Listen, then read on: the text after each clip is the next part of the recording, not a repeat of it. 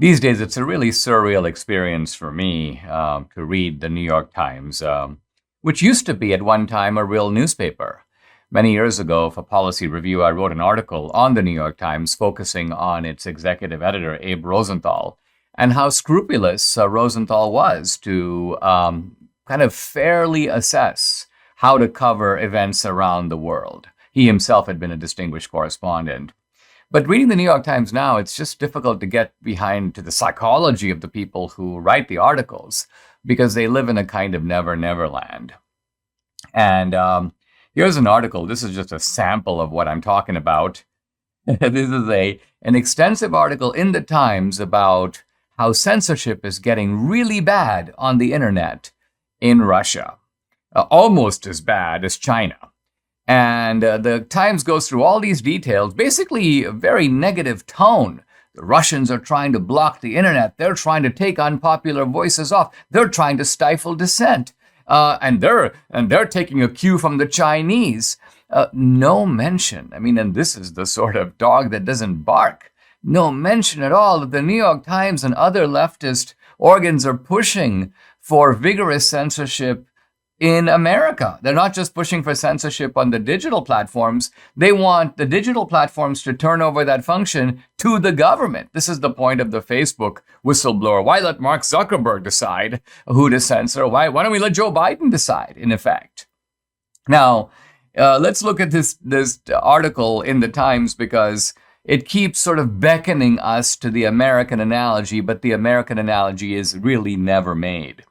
Russia is censoring the internet. Russian authorities want Twitter to remove 3,000, quote, illegal posts, the posts that the Russian authorities claim is, yes, disinformation. Authorities are have startling new powers to block, filter, and slow down websites they don't want people to see. Sound familiar? They're talking about this being the world's most ambitious digital censorship. And they say, quote, Russia's censorship model can quickly be replicated by other authoritarian governments. Again, no mention of the quasi-authoritarian government we have in Washington now. The Russians evidently have these technology blockers that kind of sit in between the internet and the Russian user. And what do? They basically kind of surf through websites and they remove programming that they don't want people to see. They say that before this is the New York Times waxing nostalgic, online culture has brimmed with activism, dark humor, and foreign content. Evidently, the Russians are now shutting that stuff down.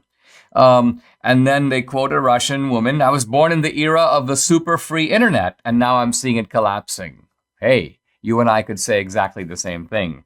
We saw at one time a free internet where you could speak openly, but that is not the internet that we have now. The people who control, you may almost say the canals that go out to the ocean are blocking them. Russia's censorship efforts have faced little resistance. I would say the same is by and large true here, although conservatives are finally in vigorous ways starting to push back. And then they quote this guy, Michael McFaul. I've seen this guy over on Twitter. He's an absolute doofus. He used to be the American ambassador to Russia, I think in the Obama administration. He goes, it's striking that this, meaning internet censorship, hasn't gotten the attention of the Biden administration. Yeah, probably because they're vigorously trying to do their own censorship. They're like, let's censor that guy. Oh, the Russians, don't bother us with what the Russians are doing. We're trying to do the same thing. Well, maybe we can get some tips from them. So this McFaul guy is like living in his own little bubble. You know, it's surprising that the Biden people don't know about. They should be speaking vigorously out against it. Then they say internet access is increasingly used as an instrument of political power. Again, yes, and we see that here in the United States. In recent years, governments in India, Myanmar, Ethiopia, and elsewhere have used internet blackouts to stifle pockets of dissent. So all of this, again, if you run and go into a time warp, we used to talk like this about other countries. They're shutting down political dissent. Political prisoners are sitting in dark rooms without access to lawyers. Their trials are indefinitely delayed. But that was Venezuela, that was Cuba, that was Ethiopia, that was Sri Lanka. Now, all those features of repression are now, I would say, Either they've arrived here fully or they're on their way. They're part of our own landscape. We have completely, we here meaning, of course, the Biden administration, the US government, has completely lost the moral high ground. And so the sheer kind of moral blindness of the New York Times, the irony that here they are, these governments are doing this, these governments are doing that, forgetting that all those exact same features can be found in our government, a government that, as it turns out, the New York Times routinely cheers for and supports.